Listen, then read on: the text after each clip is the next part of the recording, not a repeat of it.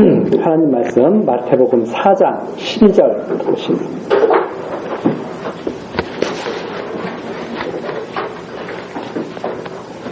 마태복음 4장 12절입니다.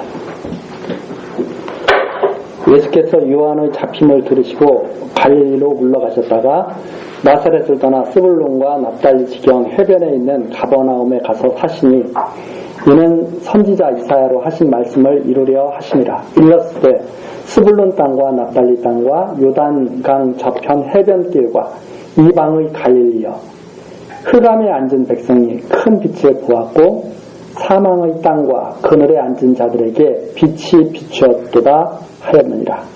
16절까지 말씀입니다. 우리가 전 시간에 예수님께서 그리스도라는 사실을 증거하기 위해서 세례 요한에게 나가서 세례를 받고, 그리고 하늘로서 성령의 임하심과 하늘로서 나는 소리를 듣게 하심으로 그리스도이심을 증거했다. 그리고 예수님께서 마귀의 시험을 이기심으로 그리스도임을 증거했다 하는 내용을 들었습니다. 그러니까 이 성경이 예수가 그리스도냐 아니냐 하는 것을 지금 신약에서 증거를 하고 있다 하는 그런 말씀입니다. 그래서 우리가 이 성경을 딱 보고 정말 예수가 그리스도구나 하는 것은 성경을 잘 배운 것이고, 성경을 보고 예수가 그리스도임을 확증받지 못했다면 성경을 잘 배우지 못한 것이라고 생각할 수 있습니다. 그러니까 성경을 딱 보고 잘 배웠으면 예수가 그리스도구나, 이것을 우리가 알 수가 있다 이제 하는 말이죠. 자, 지금 12절서부터 16절까지도 마찬가지입니다. 예수님이 세례 요한이 잡혔다는 소문을 듣고 이사를 가셨어요. 다른 지역으로 이사를 가셨어요. 그러면 우리가 생각할 때 이렇게 생각할 수 있죠. 세례 요한이 잡혔는데 예수님이 이사를 가셨다? 이게 무슨 말이지? 예수님이 혹시 해가 될까봐 피하셨다는 말인가? 이렇게 생각할 수도 있고 여러 가지 생각할 수도 있죠. 뭐 생활이 어려워지셨나? 아니면 그쪽 지역이 땅값이 오를 지역인가? 뭐 여러 가지 생각을 할 수 있잖아요, 사람들이. 그런데 여기에 성경에서는 딱 한마디로 가버나움으로 이사를 가셨는데, 그곳은 아주 동네가 어두운 동네예요. 어두운 동네라는 것은 뭐냐면 사람들에게 그곳에 가서 살면 한심하다는 소리를 듣는 동네예요. 그런데 예수님이 이사 가신 곳이 사람들이 다 이사 가고 싶어 하는 곳이 아니고, 우리나라로 말하면 강남으로 이사 가신 것이 아니라 사람들이 가장 별볼 일 없는 곳이라고 생각한 곳으로 이사를 가신 거예요. 그게 바로 가버나움입니다. 이 가버나움은 16절에 나와 있는 대로 흑암의 땅이에요. 흑암의 땅. 그냥 캄캄한, 그게 바로 한마디로 요약된 거죠. 사람들이 별 볼 일 없는 사람들이 모여있고, 거기는 이방의 침략이 찾아가지고 그냥 막 혼혈들이 많고, 그러니까 유대인들 입장으로서는 거기는 사람 살 곳이 아니에요. 그곳으로 딱 이사를 갔다. 이사를 간 이유는 딱 한 가지입니다. 14절에 나오는 대로 선지자 이사야로 하신 말씀을 이루시려고 그랬다. 선지자 이사야가 예수님 오시기 약 700여 년 전에 만일 그리스도가 이 땅에 오신다면 그분은 가버나움 땅에 가서 사실 것이다. 그분은 스불론과 납달리 땅 갈릴리 지역에 가서 사실 것이다. 이렇게 예언을 해놓으셨죠. 그 예언대로 거기를 가신 것이다. 그래서 거기를 가신 이유는 그리스도가 맞구나 하는 것 사실을 알게 하시려고 그리 가신 것이다. 이렇게 성경이 그 이사한 이유를 밝혀주고 있죠. 그러니까 우리들이 이사한 이유와 예수님이 지금 이사한 이유는 지금 우리들이 생각하는 것과는 전혀 다르죠. 우리들이 이쪽으로 이사하고 저쪽으로 이사가는 것은 생활 형편에 따라서 이사를 가는 거죠. 그러나 예수님께서 가신 것은 선지자의 말씀을 이루려 하심이었다 하는 것입니다. 자, 그런 뜻에서 전체적으로 보면 이렇게 하나님께서 모든 것을 주관하시는 거 보니까 우리들도 또한 그렇게 주관하시겠구나 하는 것을 우리들이 또 믿게 되죠. 그래서 우리들이 이렇게 이사 가는 것도 그것도 하나님 뜻 안에서 이루어진다고 하는 사실을 우리들은 그걸 점차적으로 믿게 되죠. 그 내용이 바로 17절까지 내용입니다.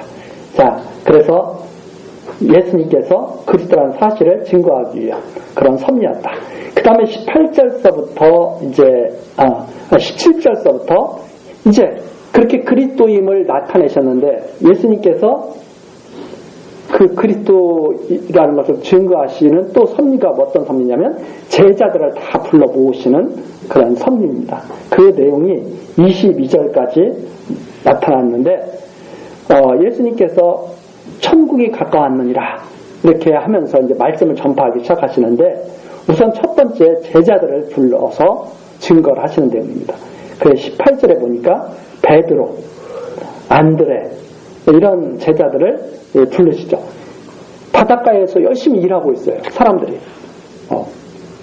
열심히 일을 하고 있는데 예수님께서 19절에 보니까 나를 따라오라, 나를 따라오너라, 내가 너희로 사람을 낳는 어부가 되게 하리라 이렇게 말씀하시죠. 그러니까 20절 저희가 곧 그물을 버려두고 예수를 쫓으니라 그랬어요. 우리들이 이게 쉽게 이해가 되는 말씀이 아니죠. 어떤 사람이 딱 열심히 일하고 있는데 어떤 사람이 지나가다가 그런 거예요.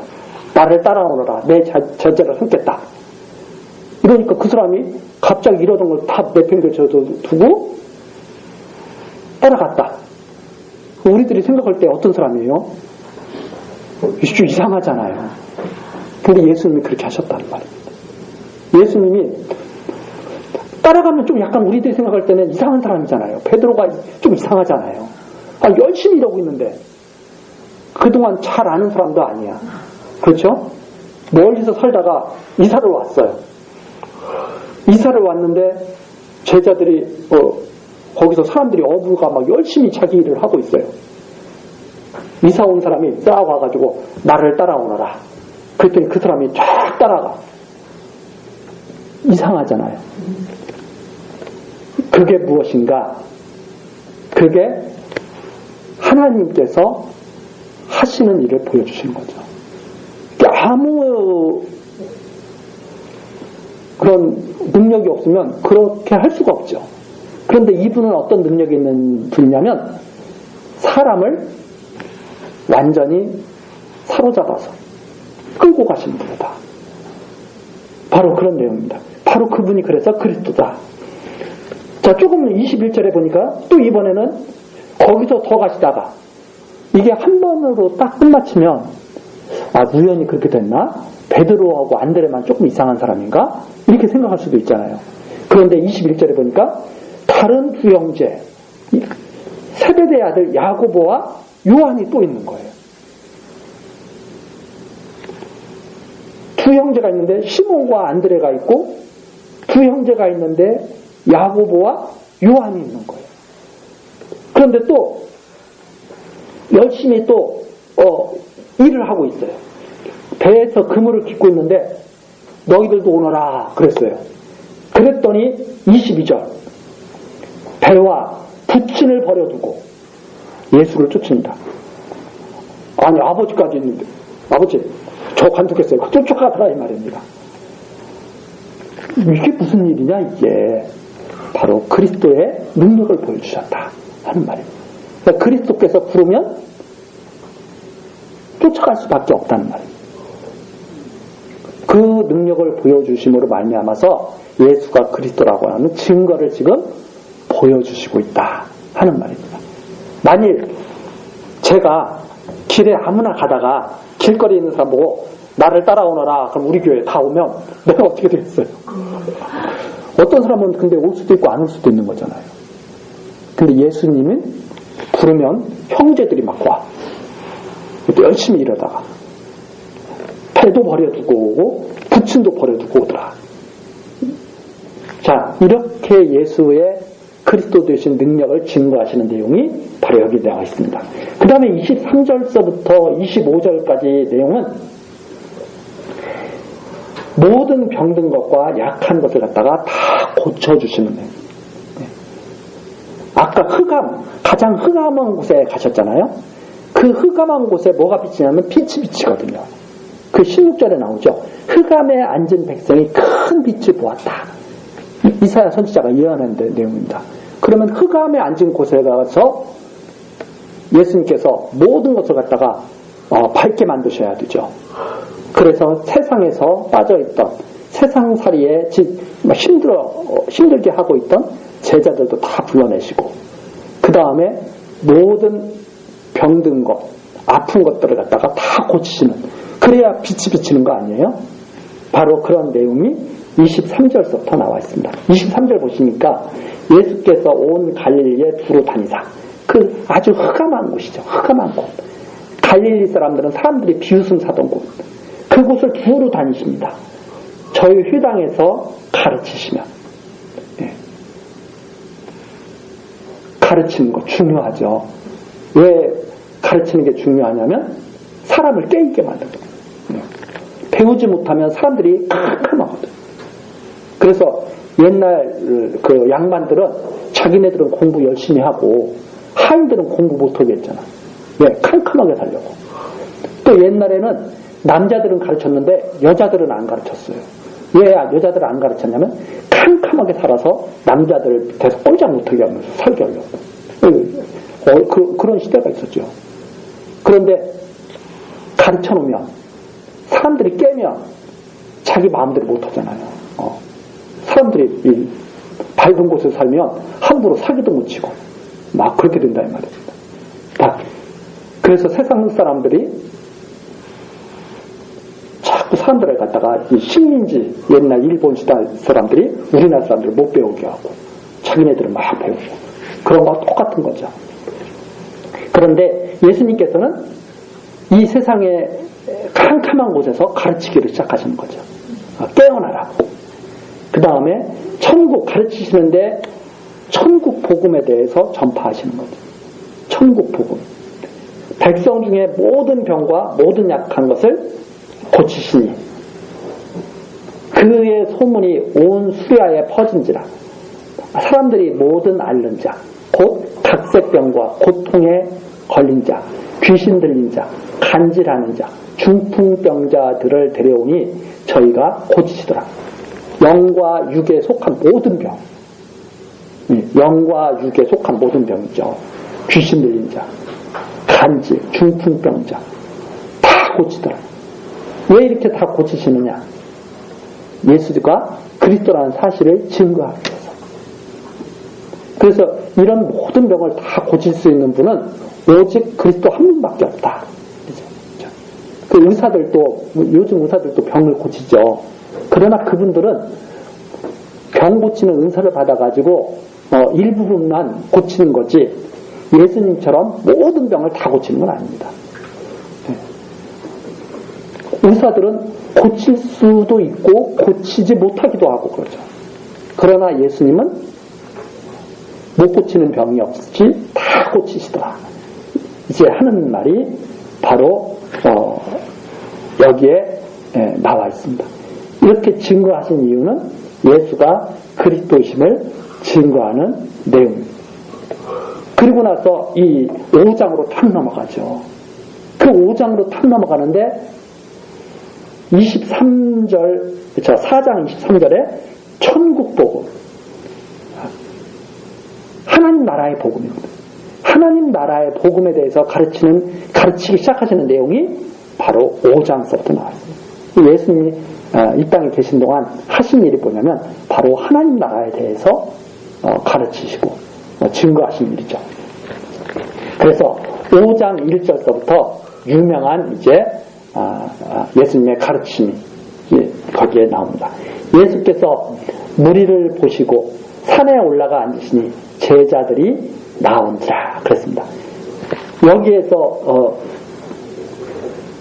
중요한 것이 산에 올라가 앉으신다는 그런 말입니다. 이게 무슨 말이냐면 맨 처음 이스라엘 백성이 가나안 땅에 들어가기 위해서 애굽에서 나왔을 때 그 도착한 산이 시내산이거든요. 그 시내산에서 율법을 받아가지고, 모세가 율법을 받아가지고 백성들에게 하나님의 말씀을 딱 전하거든요. 예수님이 바로 그 모습을 지금 연상케 하는 거죠. 산에 올라가 앉으셔서 가르치는데 모세의 가르침과는 상대가 안 되는 정말 우월한 하나님의 말씀을 가르치더라. 모세는 산에서 하나님의 말씀 율법을 받아가지고 율법을 전했잖아요.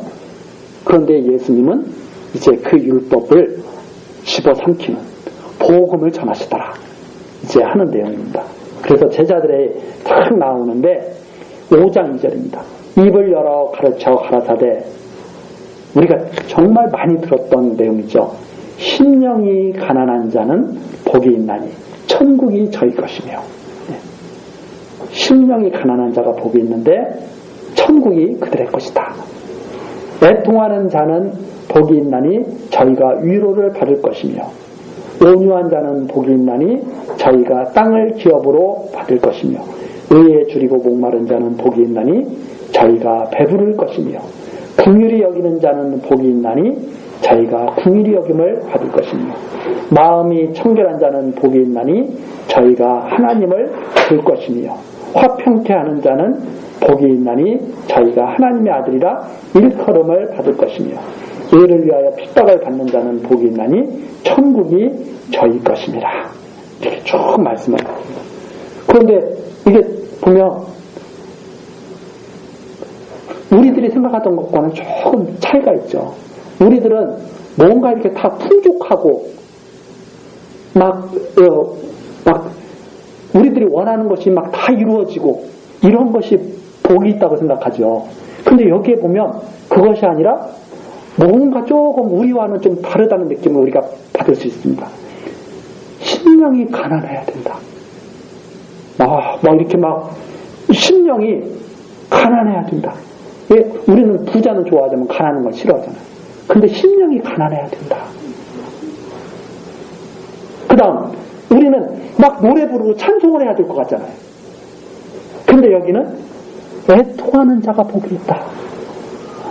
애통하는 자가 복이 있다. 그 다음에 또 온유한 자가 복이 있다. 우리는 이래야 될 것 같잖아요. 불의를 보면 막 뛰어나가서 막 멱살을 잡고 막 이렇게 막 흔들어대고 막 이래야 될 것 같잖아요. 그런데 온유한 자가 복이 있다. 네. 그렇죠?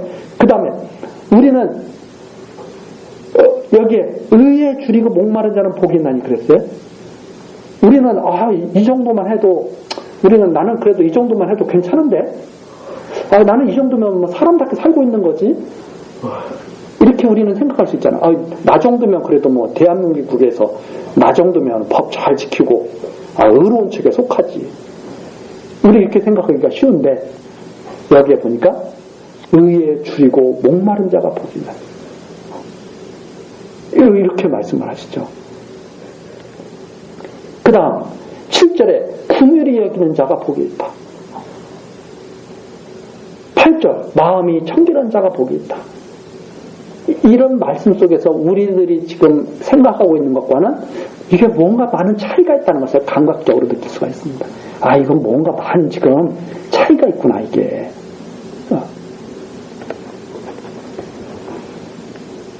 그래서 예수님께서 전해주시는 이 말씀 속에서 이게 나를 합리화시키는 것이 아니라 자기를 갖다가 자꾸 부정하게 만드는 그 어떤 말씀의 능력이 거기에 나타나고 있다는 것을 우리들이 볼 수 있습니다. 그 다음에 11절이죠. 여기에 이제 그 말씀의 집약이 딱 나타납니다. 나를 인하여 너희를 욕하고 핍박하고 예수님 때문에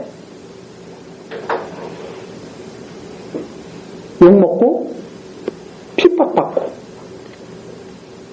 악한 말을 들을 때 거짓으로 너희를 거스려 모든 악한 말을 할 때 너희에게 복이 있나니. 예수님 때문에 어려움을 겪는다면 복이 있다 하는 말입니다. 한마디로 예수님 때문에 어려움을 겪는다면 복이 있다. 예수 믿는 것 때문에 어려움을 겪는다면 참 복이 있는 자다. 이러죠. 우리가 가만히 생각을 해보세요. 예수 믿으면은 교회에서 많이 듣는 소리가 어떤 소리냐면 예수 믿으면 복 받는다는 말은 해요. 근데 어떤 복을 받는다고 말을 하냐면 세상에서 존경받고 잘 되고 잘 살고 건강하고 내가 원하는 거 다 이루어지고 막 그런다는 거예요. 그런데 여기에서 11절의 한마디는 나를 믿기 때문에 어려움을 당하고 나를 믿기 때문에 고통을 당하고 욕먹고 나를 믿기 때문에 힘들다면 그건 참 복 있는 자다. 이런 말씀이죠. 오히려 예를 들어서 이렇게 볼까요? 교회 다니기 전에는 내가 별로 고통스럽지가 않았어. 예를 들어서 이런 거예요. 교회 다니기 전에는 내가 그냥 일요일날 교회 나오기 싫어, 교회 안 다닐 때니까 나 하고 싶은 대로 막 했어. 막 했어요. 놀러 가고 싶으면 놀러 가고 즐겁게 막 그냥 춤추고 싶으면 춤추고 마음대로 했어. 근데 예수를 다 믿다 보니까 일요일날 교회를 와야 된다고 그러네요. 그래도 나 가기 싫어. 그걸 안 왔어. 근데 마음속에서 자꾸 힘들어. 차라리 교회를 안 다닐 때는 아무 양심의 가책이 안 느껴졌는데 양심의 가책이 느껴지기 시작해. 믿는 사람이 이렇게 교회를 안 나가서야 되나? 내가 왜 이렇게 교회 나가기가 싫지? 하고 막 괴로워지기 시작해. 그런 어려움이 생기기 시작하는 거죠. 아주 유치한 어려움이지만. 그렇죠? 또 어떤 사람은 교회 간다고 그러니까 친구가 그러는 거야. 야, 너 그거 쓸데없는 짓 하는 거야. 나처럼 막 재밌게 살아야지. 너 그렇게 끌려가가지고 엄마 아빠한테 끌려가고 목사님한테 끌려가고 친구한테 끌려가가지고 그게 뭐냐? 한심하게 이런 소리도 듣기 시작해. 마음에 막 괴로움이 생겨. 진짜 뭐가 맞지? 교회 다니는 게 맞는 거야? 안 다니는 게 맞는 거야? 예수님을 진짜 그리스도라고 믿는 게 맞는 거야? 안 믿는 게 맞는 거야? 막 고민도 생기고. 이런 어려움이 시작된 거야. 교회 다니기 시작하면서.